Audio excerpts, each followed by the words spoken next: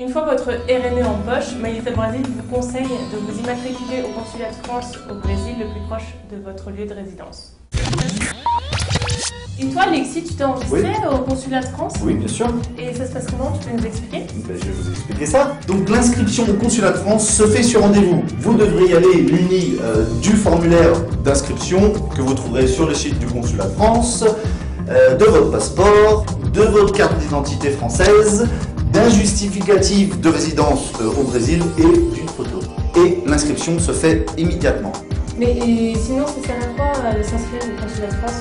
Eh bien, si vous êtes inscrit au consulat de France, vous retournez en France, vous faites des achats supérieurs à 175 €, vous pouvez récupérer la TVA. Non. Si. Du tout? Non, c'est pas tout. Vous pouvez aussi vous inscrire sur les listes électorales. T'aurais dû commencer par ça, hein. Ensuite, vous recevrez de gentils emails du consulat vous informant sur tout ce qui a un lien avec la France au Brésil. Et enfin, vous allez devoir faire votre CPF au Brésil. Camélia, Oui? est-ce que tu peux leur expliquer ce que c'est le CPF? Eh bien, le CPF, c'est une sorte de numéro de sécurité sociale qui est obligatoire pour l'ouverture d'un compte en banque, par exemple, ou pour l'achat d'un téléphone portable, et pour d'autres achats, bien sûr.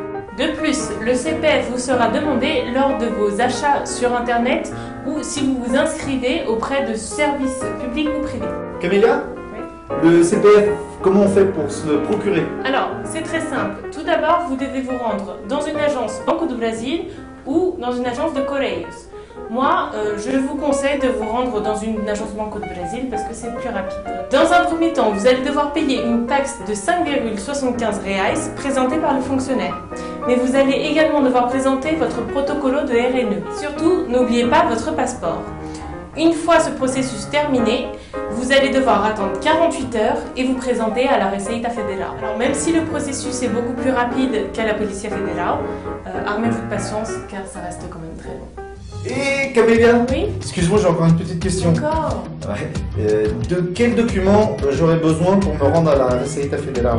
Alors, pour la Receita Federal, vous allez avoir besoin du récépissé du paiement de la taxe, de votre passeport, de votre protocolo de RNE, d'un justificatif de domicile, ainsi que d'un document officiel donnant le nom de vos parents. Le CPF est alors imprimé et vous est remis immédiatement.